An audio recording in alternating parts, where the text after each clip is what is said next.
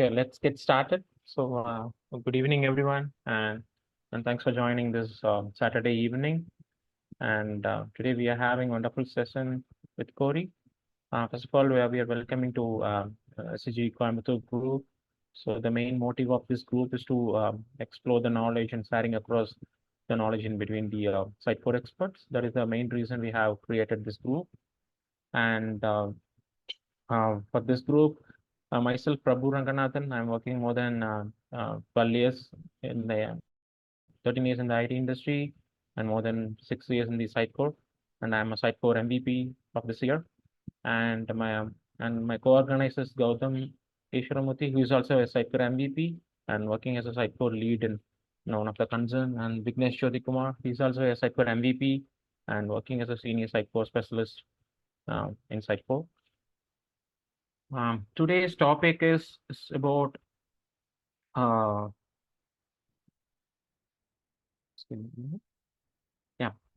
tips and tricks for Next.js and Sitecore Headless. So in this session, we have Sitecore MVP Corey Smith, who would like to cover the practical techniques to optimize your Sitecore Headless solution built with the Next.js and enhance development workflow. So mostly he covers how to make use of the features in Sitecore Next.js Starter Kit and SDKs to simplify configuration, simplify upgrades, and build a better editor experience and optimize code organization and boost application performance. And Corey is a Sitecore Technology MVP, an independent consultant in Atlanta, GA.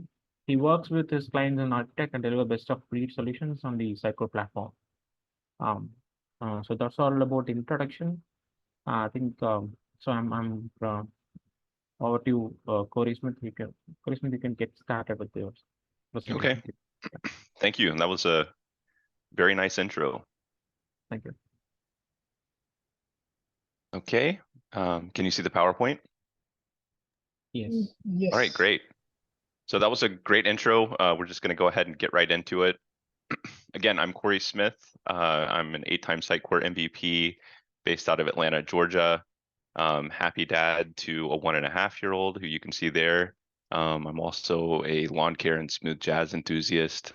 So if you like either of those things, please reach out to me on Slack at SiteCorey, and my blog can be found at corysmith.co. Every Friday at 12:15 p.m. Eastern Time, I co-host Sitecore Lunch with my good friend and fellow Sitecore MVP, Jim Patillo.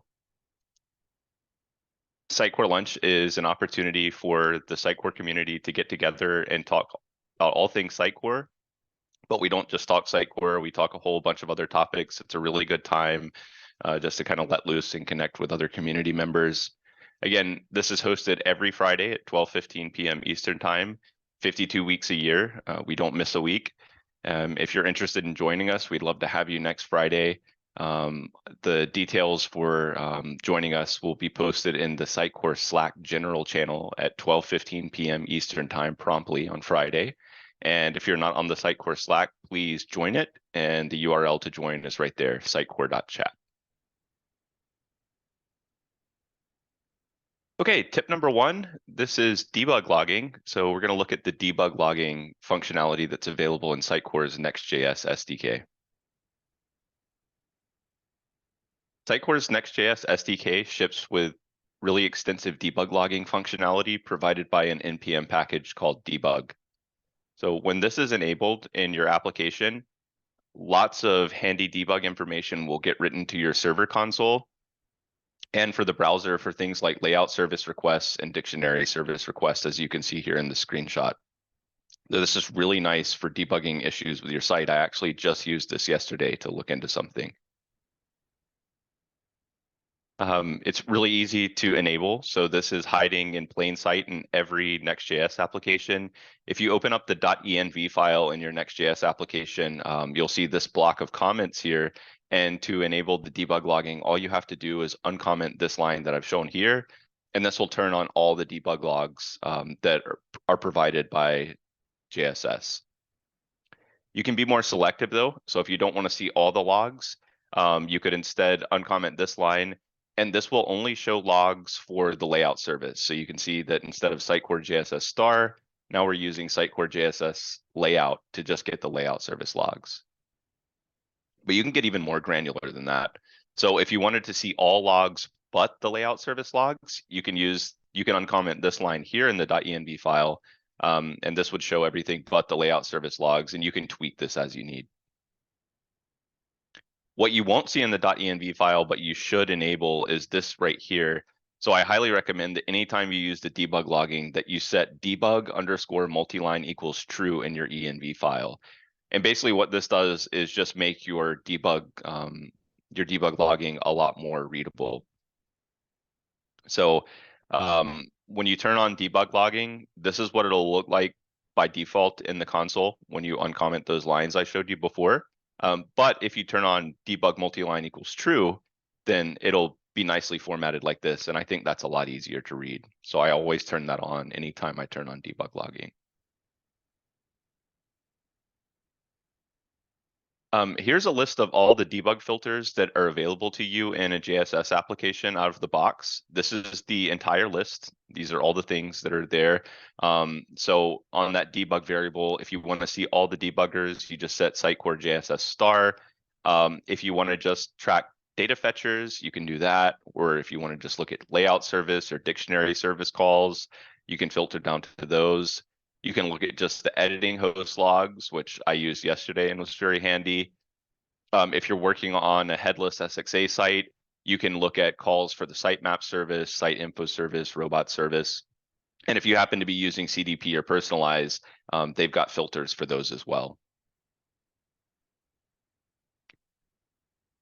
You can also see debug logs in the browser, but the way that you turn those on is a little bit different. So when you want to see the debug logs on your server, you're going to set those environment variables in your .env file or pass them to your container.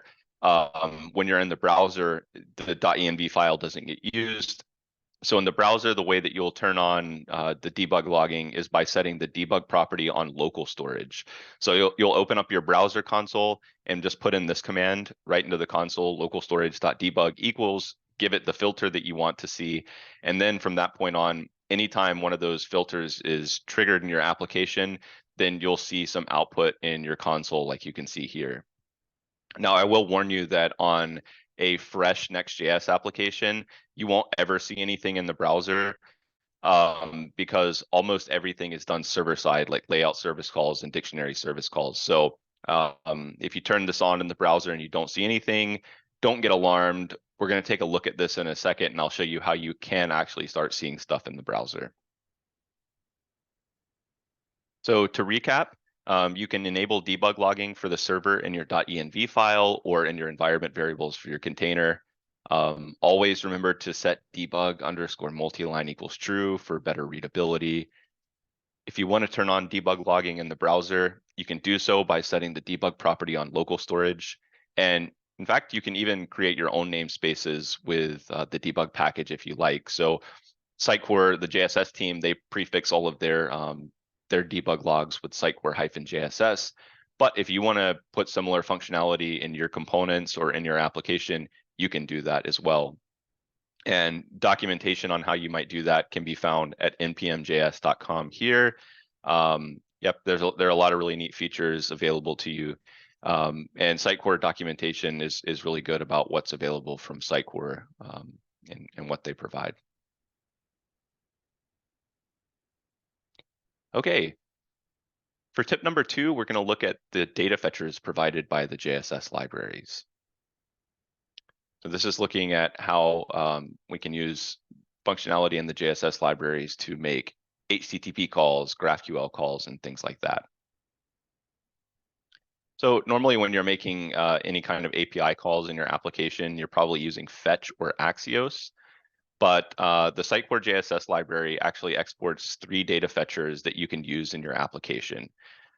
Those 3 data fetchers are the native data fetcher, which is a wrapper around fetch. There's the Axios data fetcher, which is a wrapper around Axios. And then there's the GraphQL request client, which is a client for making GraphQL calls to Sitecore.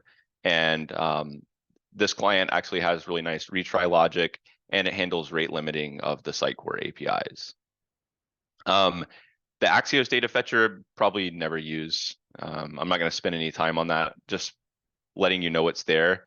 I highly recommend that if you're making any kind of API calls that you use the native data fetcher that wraps fetch. The reason for using the native data fetcher over the Axios data fetcher is that, as I said, it wraps fetch. Vercel, the creators of and maintainers of Next.js, they actually provide their own implementation of fetch, and they're adding new features to fetch all the time. They've already added things like request deduplication and caching to fetch.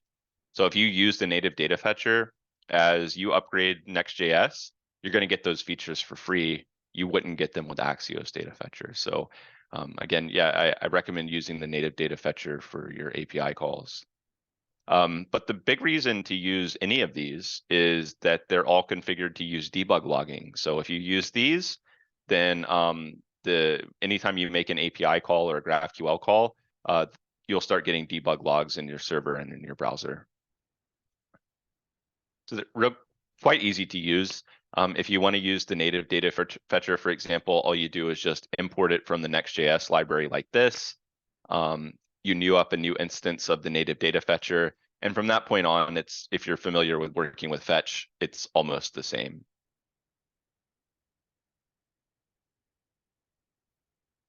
Again, the nice thing about these data fetchers is they all provide debug logging.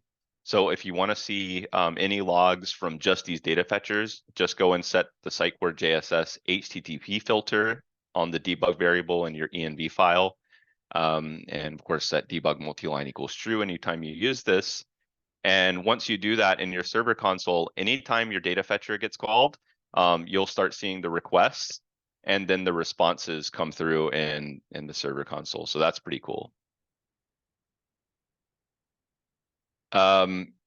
If you're using the data fetchers inside of a client-side interaction, so if you're using your native data fetcher, for example, inside of a use effect hook, when you set the debug property on local storage to Sitecore JSS HTTP, at that point, since it's a client-side call, you'll start seeing those calls come through in the browser console, and it'll look just like this.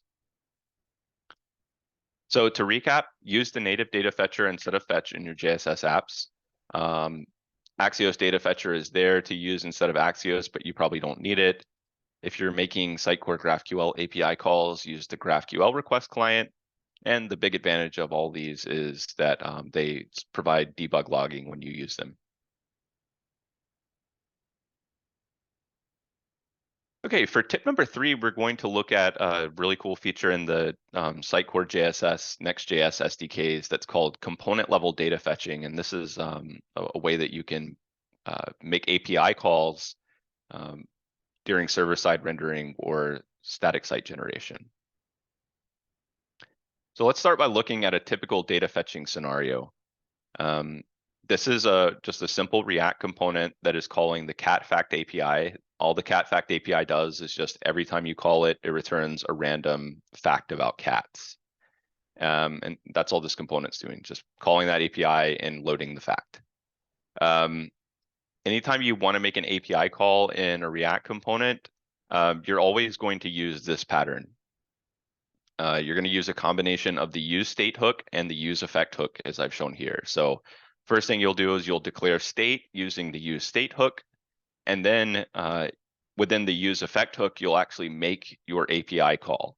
And then once that API call finishes executing, then you'll set the state that's actually got the data from the API. And when you call this set state, this will trigger a re-render of your React component, and you can actually render the data from the API. While the API call is executing, you might show a loader because you don't have the data yet. And then, of course, once the data has finished loading, then you can show that. But so this is a standard approach anytime you want to make an API call in React. But the big issue with it is use effect, because the use effect hook only executes on the client. Even if you have server-side rendering enabled or static site generation, any code that you put in a use effect hook will not execute during server-side rendering or static site generation. This only executes on the browser. So as a result, you're always going to have a loader anytime you use a use effect hook to make an API call.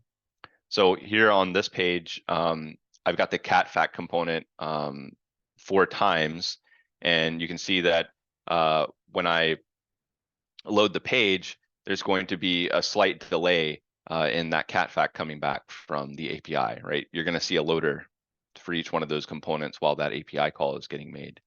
And this isn't the best user experience. It can have negative impacts on SEO for your site.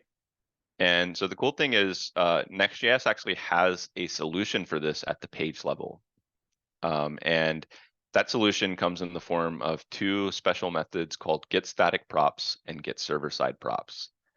So these are server-side data fetching methods that you can use to do data fetching during server-side rendering. If your application is an SSG app where your page is being statically generated, you'll use getStaticProps.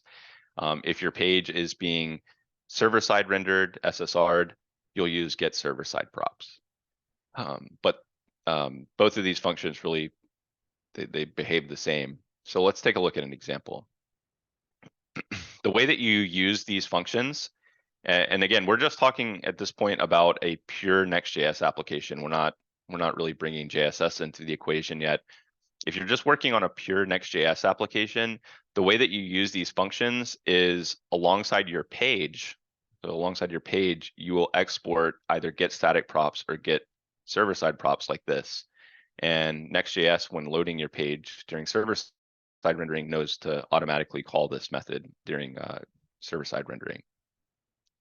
Inside of this method, you can make API calls. You can do calculations that are very intensive that maybe you don't want executing on the browser. You can do anything really here in these in these functions, but API calls are most common. And then from the function, you just return the data that you want available to your page, like your API data. And then what happens is Next.js will automatically pass this as a prop down to your page. And then once you've got that available in your page, you can pass that down to your component tree like this. So that's really nice. Finally gives us a way to do server-side rendering of API calls. But yeah, we can avoid the content flash that I was talking about before. This will improve SEO, but doing this at the page level has a big drawback. So since these methods have to be declared at the page level, all data fetching for all of the components that are going to render on your page must be done at the page level as well. So if you imagine that we've got a page with 4 components on it like this, and all 4 of them need API data, they need data from an API call that we're making. When you're rendering your page and get server-side props or get static props, you're going to have to make API calls for all those components at the page level. And this works like in a native Next.js application where your pages may be more static and you know ahead of time what components are going to get rendered. This is probably okay, but in a Sitecore application at our page level, generally all we're going to have is a placeholder, right? And then the content authors are the ones that are going and putting the components inside of that placeholder. We don't know that. That's something that's decided at runtime.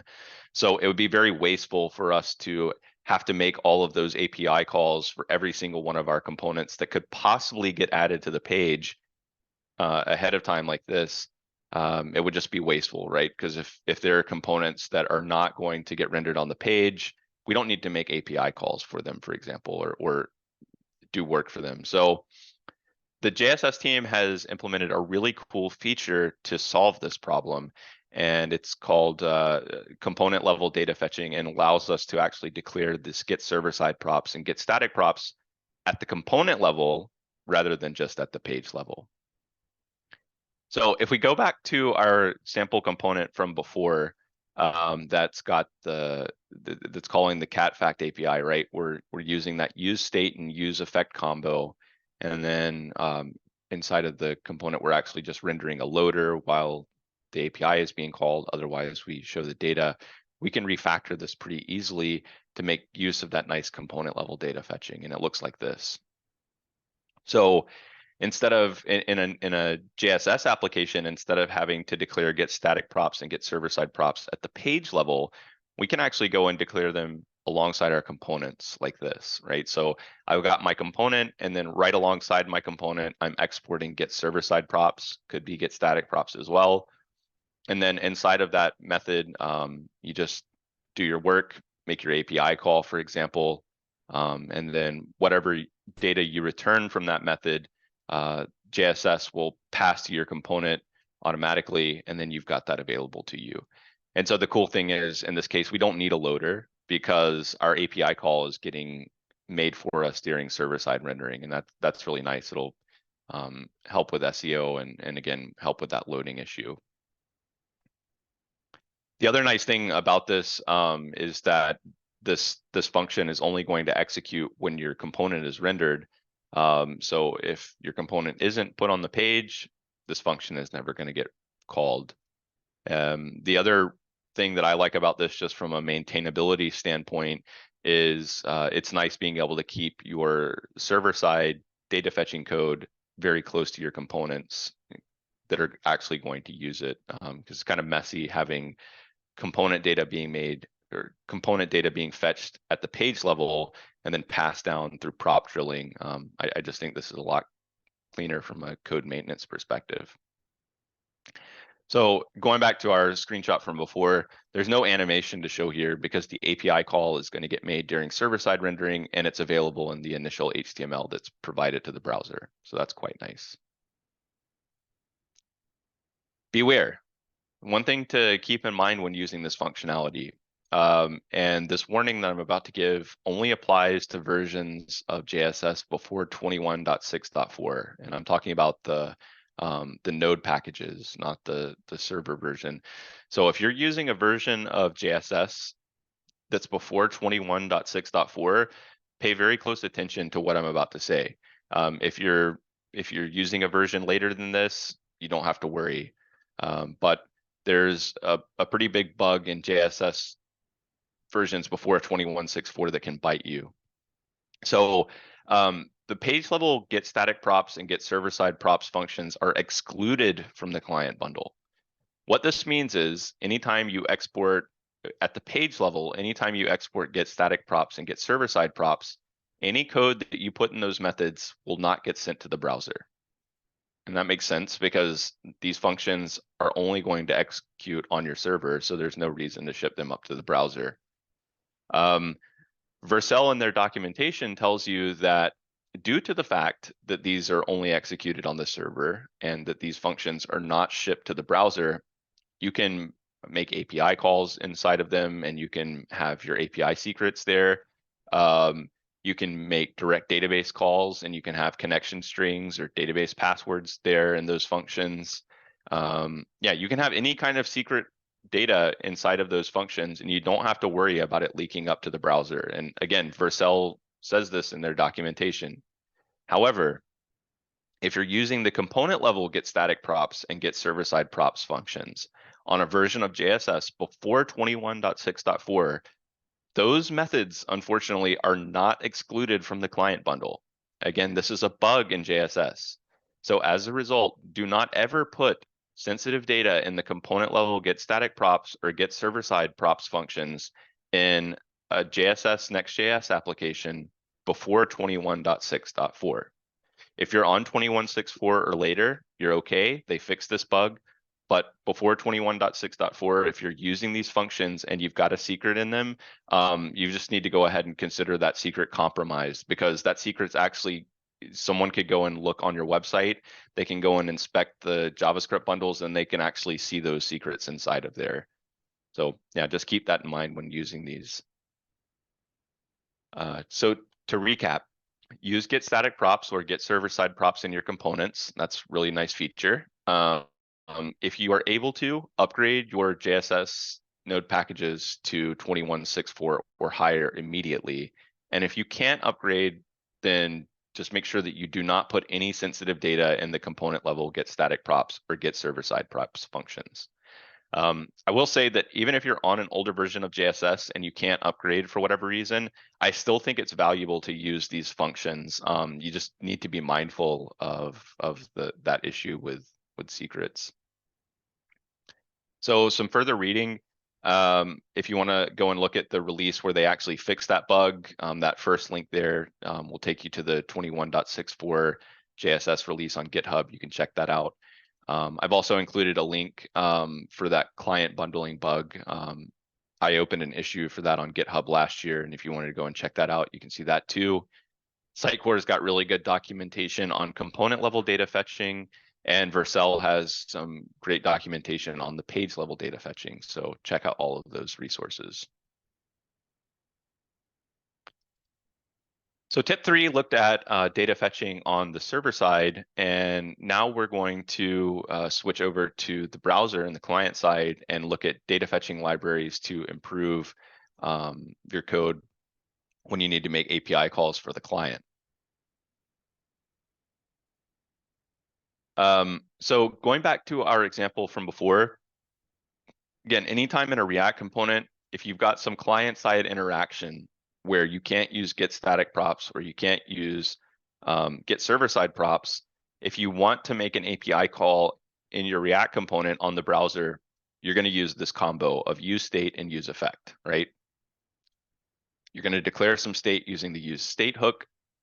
Inside of the use effect hook, you'll call fetch. And then once the data comes back from your API call, you set the state, and then that will trigger a re-render of your component with the data from the API call. You might show a loader while that's API call is executing, and then just show the data from the API once the API call is finished. So this works, but there's a better, cleaner way. It's kind of kludgy, I think, to have to use 2 hooks every single time you want to make API calls. So there's a really nice data fetching library called SWR that comes to our rescue to make this a lot easier. SWR stands for stale while revalidate, and this is just a React hook for data fetching. This is developed by Vercel, and so it works really well with Next.js. So if we look back at our example, I've refactored it so that instead of using use effect and use state, now we're just using the single hook that we get from SWR, and it looks like this. So yeah, now you don't have to use 2 hooks. You just use SWR. The first thing that you'll do when you're using the SWR hook is pass a URL to it like this. So we just pass it the cat fact API URL. And then the second thing that you'll pass to SWR is a generic data fetcher function. And this just tells SWR how you want the API call to be made. And so in this case, we're just using fetch to get that data. And then the hook will return a whole bunch of really handy return values, but the ones that you'll use most commonly are this is loading, variable, error, and data. So is loading is a Boolean that is true or false based on whether or not the API call is currently executing. If your API call throws an exception, there'll be data in that error variable, and then your actual data when that's available from the API will be provided in that data variable there. And so now while your API call is loading, instead of doing something kind of goofy like checking if state is null or whatever, now you can just use an is loading, this is loading Boolean to figure out whether or not your API call is loading. And then if it's not, you can display your data. So I think that's a lot more readable than the other example. So yeah, this is a lot nicer way, a cleaner way to make API calls, but this isn't the only thing that you get with SWR. SWR comes with a ton of features out of the box. So it supports auto refetching and request deduplication out of the box. It's really good at setting up dependent queries. So if you have 2 or 3 API calls that depend on each other, you can set that up with SWR quite easily. It supports prefetching and caching. It's got really good support for pagination and infinite scroll, and of course TypeScript support, which is nice. So let's take a look at two of these features in action. So here I've got a page that has that cat fact component on it 4 times again. So that I just added that cat fact component in Sitecore to the page 1, 2, 3, 4 times. And what we'll see now is that I'm just going to click my mouse in and out of the browser. And every time I click my mouse in and out of the browser, SWR is just going and doing auto refetching for me. So it's going to go and just make a new call to that API and get the latest data. You don't have to do anything for this. As soon as you start using the SWR hook, this feature lights up and it'll just start working. So that's a really nice way to ensure that your users always have the latest data from your APIs when they're working on your site. So anytime they click in and out of the browser, your components will update.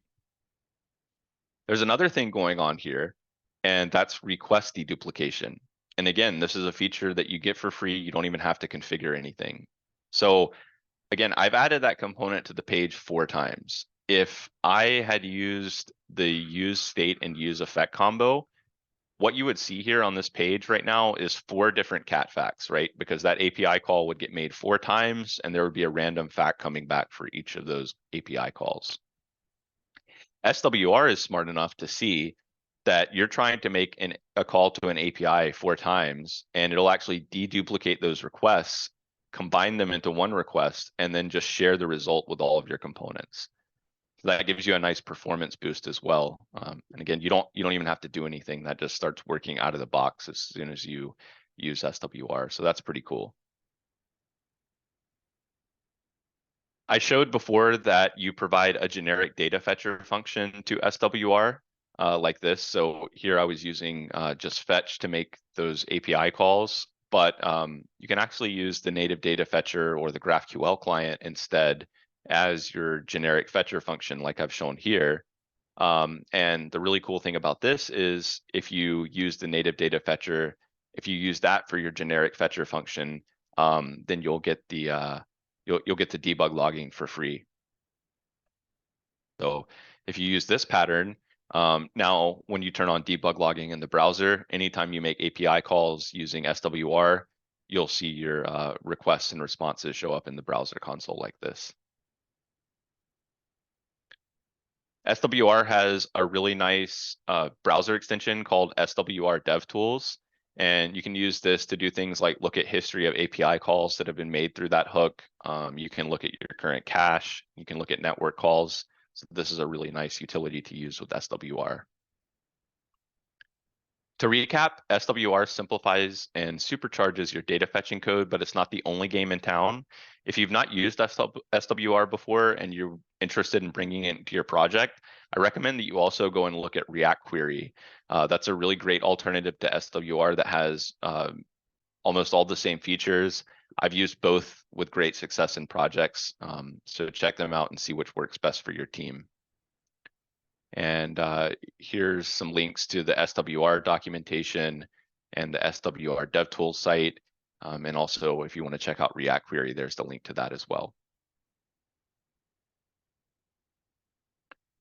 Okay, for this tip, we are going to combine the last two to look at a way that you can provide mock data in the experience editor. When we're developing applications for Sitecore, we're really developing 2 applications.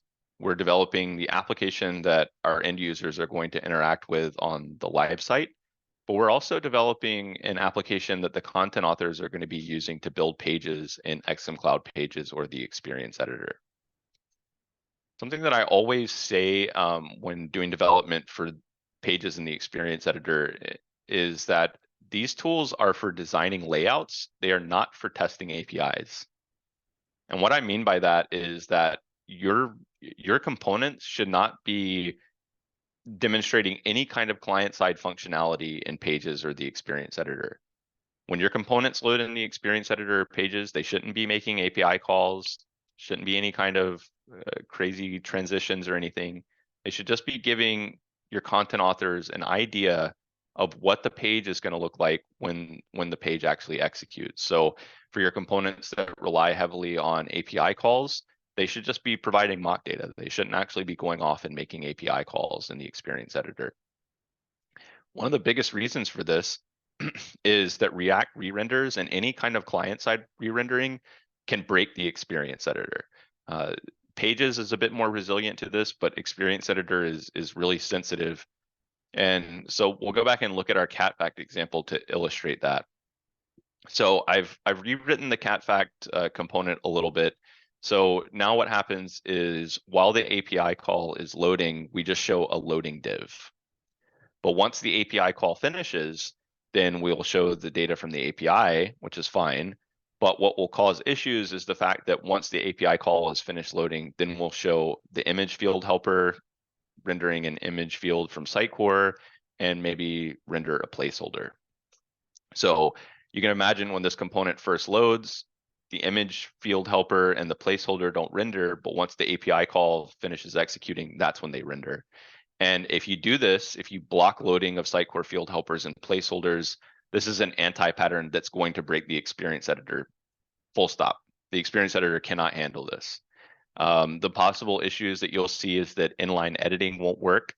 The component won't render when it's added in the experience editor. So you click add insert component, and when experience editor tries to load it, it won't load. And then the other thing that you'll run into is that placeholders won't work. So when you try to insert a component into those placeholders, for example, you'll get an error that it could not find the rendering in the HTML loaded from the server. So I want to show you now a way that we can use SWR and component level data fetching to work around all this. So here we've got our cat fact component. We're using SWR to call the cat fact API, and we've got some loading stuff that happens. And what we're going to do is we're going to refactor this to use component level data fetching to provide mock data in the experience editor instead of getting data from the API. And it looks like this. So this looks like a lot more code, but we can break it down, and I think it's not too much. The first thing that we're doing is alongside our component, we're exporting get server side props. Could be get static props, doesn't matter. And then inside of that function, the first thing that we're going to do is we're going to check, are we in Pages or the experience editor? If we're not in Pages or the experience editor, don't do anything. Right? This use case is we're just trying to provide mock data for those experiences. So if you're not in those, don't do anything. Just let your application execute as normal. But if we are in Pages or the experience editor, then what we'll do is we'll return some mock editing data like this. Then, of course, that will get provided as a prop to our component. And the next thing that we do is we take that data, that mock data, and we pass it to the fallback data property on SWR.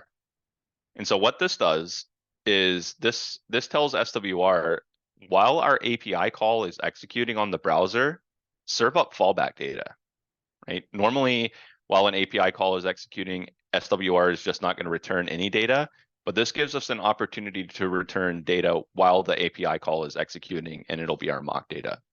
So that's really cool. Like while the API call is executing, we'll provide some mock data just for the experience editor, but we've still got a problem.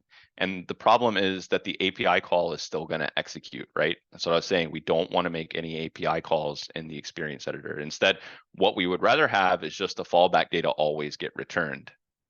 And the cool thing is with SWR, we can turn off those API calls globally. So if you go onto your Sitecore page, your root level component, you can go and declare this SWR config element like this. On the SWR config element, what you do is you disable revalidate on focus and revalidate on mount when we're in the experience editor. And basically what this tells the SWR hook is when we're in the experience editor pages, don't make API calls. If fallback data is provided, just use that. And so there we go. That solves our problem. We've got a mechanism in the experience editor and pages to stop our API calls from executing and provide mock data. But then when we're not in experience editor pages, it's business as usual. So to recap, don't call APIs in pages or the experience editor because it will, the client side re-rendering of JSS field helpers and placeholders will break experience editor, and pages can get messed up too. So instead, use get static props and server-side props to return API mock data for editing. You can use SWR's fallback data functionality to provide mock data to it. And then you can disable your API calls using revalidate on mount and revalidate on focus in pages in the experience editor. One other thing that I didn't touch on that's really nice is that since you're providing your mock data and get server-side props and get static props, those won't get included in the client bundle, right? So that's kind of cool. Your mock data is just going to stay on the server, and it won't bloat up your live sites bundle size. Okay, so those are some pretty heavy tips.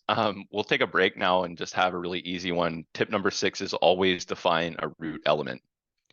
So I see this a lot on components, and this is a problem that applies specifically to JSS components, where the JSS component has this React fragment wrapping all of the elements as a root element.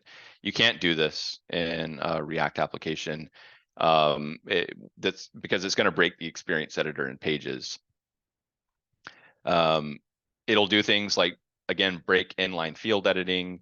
That won't work properly on insert. Placeholders won't work properly, and styles can get broken. So instead of using that React fragment on your JSS components, just make sure that there's always a real root element, like a div or a span or something like that. And if you do that, you won't have any of those issues that I was talking about. It might be a good idea to create an ESLint or Prettier plugin to check for this. I'm sure it's easy to detect. But yeah, just make sure you always have a real root element. And the interesting thing is this isn't just a problem with Next.js. This is a problem that goes all the way back to like the XSLT days or web forms or MVC. All of them are sensitive to you not providing a real root element on your components. There should be just one root element. For this tip, we'll look at how to disable Next.js telemetry. So Vercel is actually collecting telemetry from your Next.js server continuously to help them improve the product and see how it's used. But if privacy is a concern for you or your clients, you can disable that telemetry very easily. So you can just go into your .env file, set next telemetry disabled equals 1, check that into source control, and that's it. The telemetry is going to be disabled for you, very easy. Sitecore's got documentation on this that you can check out here. And then Vercel's got documentation on it as well. There are other methods to turn off the telemetry, but I think that's the easiest. For tip number 8, we'll look at a feature in the Next.js JSS SDK that makes upgrades a bit easier and I think makes your code a bit more maintainable. And that's called config plugins. So every Next.js application comes with a next config.js where you can configure all of the next settings and configurations. And so this is going to be a file in the root of your application. And a new Sitecore Next.js application is going to have a lot of stuff declared in there by default. Some of the things that you can change and that you should change if they make sense are like the asset prefix or the distribution directory. You can set headers, change the way the images are resolved. You can set up redirects and rewrites. You can configure Webpack. Yeah, all these things are nice to change, but making changes directly to your next config.js can make upgrades of your project a little bit more difficult. So there's a cleaner way that the JSS team has given us, and that comes in the form of config plugins. So in your JSS Next.js application, there's a folder under source lib next config called plugins, and you can define plugins here. And your plugins are always going to take this form. And so inside of this return object assign statement, this is where you'll actually set your next config settings instead of doing that in the next config.js file. So you can make these really nice little plugins.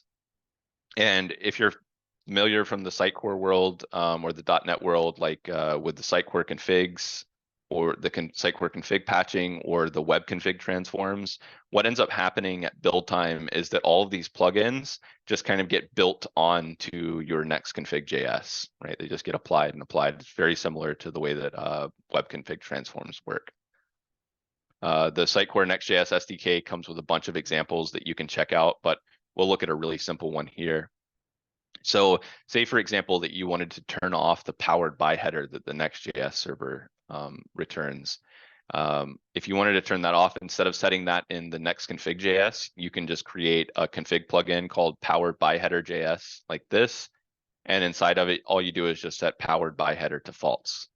And then again, when you rebuild your application next time, this powered by header setting will just get applied to your Next config. And yep, that won't be enabled anymore.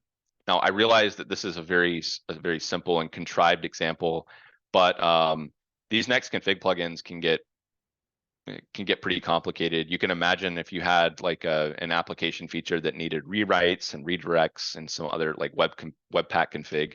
It's nice having that all in one file together rather than having like those different things just strewn over the Next config.js file. Remember to always build when creating or changing plugins so they don't get hot reloaded when you save. So you just have to run JSS start or restart your rendering host container. So to recap, don't edit Next config.js directly. You can change Next.js settings with plugins created in the folder I've shown here. And just remember to always rebuild after creating or modifying plugins. This is a pretty cool tip. There's a node module called Bundle Analyzer made available by Vercel to analyze your bundle sizes. And the way to get started with that is to do npm install Next Bundle Analyzer like this in your application. And once you install that, then you're going to create a config plugin. And the config plugin would look like this. So inside of the config plugin, there are two settings that you're gonna set on the with bundle analyzer function. The first is you're going to enable bundle analyzer when the analyze environment variable is set to true. The second thing that you'll do is you're going to turn off open analyzer by setting that to false.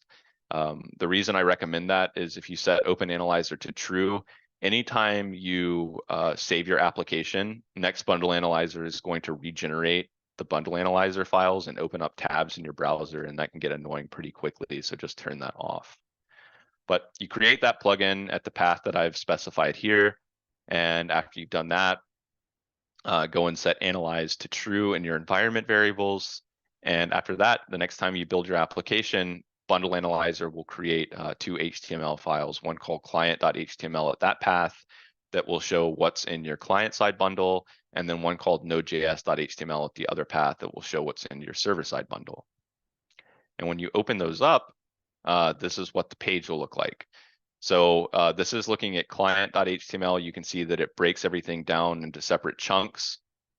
And this is what's actually going to get served up to the browser, like main.js, 404.js, your catch-all path route or page route, and then your app.js. And you can see that like on the 404 and the catch-all route, you can see that node modules out of the box is actually taking up most of the bundle size there. You can also, if you inspect, you'll see all of your components that are getting sent up to the browser. But it's kind of hard to see, so you can open up the sidebar and you can actually just pick a bundle that you want to zoom in on. So if you want to look at the page route chunk, this is what that looks like when you zoom in. Again, you can see that node modules is taking up the bulk of that bundle or that chunk. And if you look further, you can actually see that Sitecore JSS is taking up a good bit of that as well. And here are all your components. The cool thing is you can mouse over any of these chunks and it'll actually tell you exactly how many kilobytes it's contributing to your bundle. That's the client. The server side page looks a little bit different. So you can see that on the server side page, we didn't see this on the client bundle, that document.js is present. And the reason you don't see that on the client bundle is because document.js only executes on the server, so that doesn't even get included up in the client bundle. So to recap, you can use Next.js Bundle Analyzer to diagnose bundle sizes. You can use it to find code that doesn't belong in the client, and you can enable it with a config plugin. The URL to check that out is here. Our final tip is probably my favorite one. This is about a great node package called Patch Package. So you can use this to patch node modules. If you've ever had a case where you needed to make a change to a module in the node modules folder and share that with your team, Patch Package makes this very easy. Use npm install patch package, and this will install that and make it available in your repo. And then go into your package JSON file and add a post install script for patch package. And what this does is basically anytime you run npm install going forward, after npm install finishes, patch package will get run and will apply patches to your node modules folder. Way that you use it, you just open up your node modules folder. So this is a file in our node modules folder is even index. So this is just one file in the is even package, and you make a change to it. So if you wanted to make is even return true and always return true on Mondays, you could make this change like this. And then if you wanted to share this code with your team or have that make it up to production, after saving that change in your node modules folder, the next thing you do will go to your console and you'll run npx patch package and then give it the name of the module that you modified. In this case, we modified is even.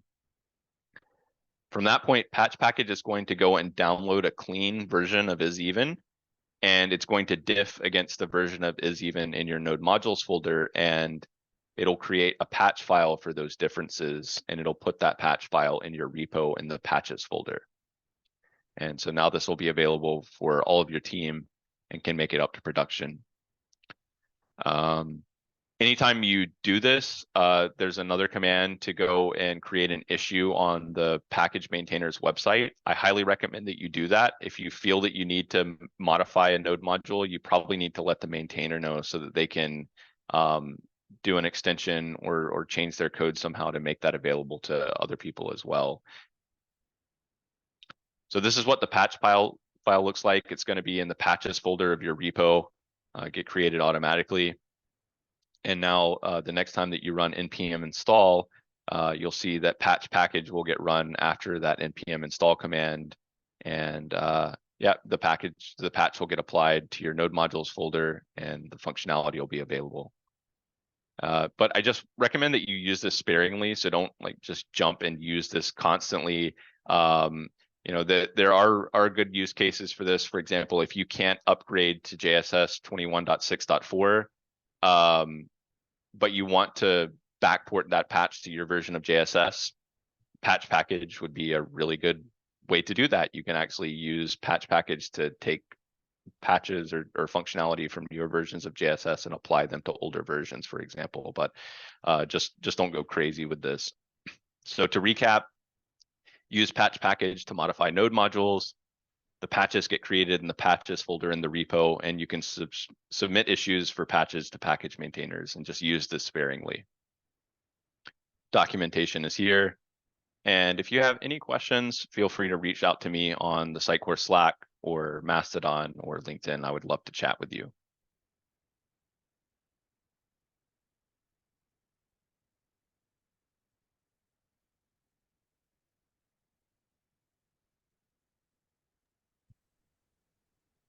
Anybody have any questions? Please feel free to put it in the chat.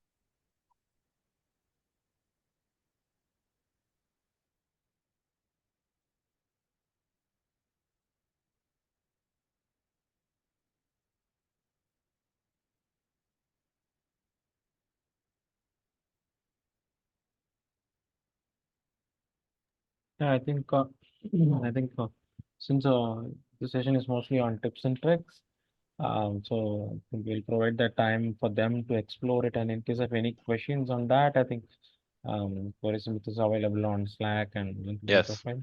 Yeah. Thanks for the excellent session. So it was very useful, very informative, very useful for whoever is doing on the Sitecore basis. Thank you.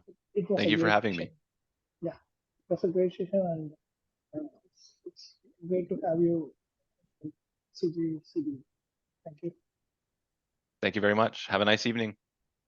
Yeah, Have a nice looking evening. forward to Nice weekend to you. looking forward to have you on in future, Corey. Thank you. Appreciate it. Yeah. Thank you. See you all. Yeah. Bye, everyone. Have a good Happy night.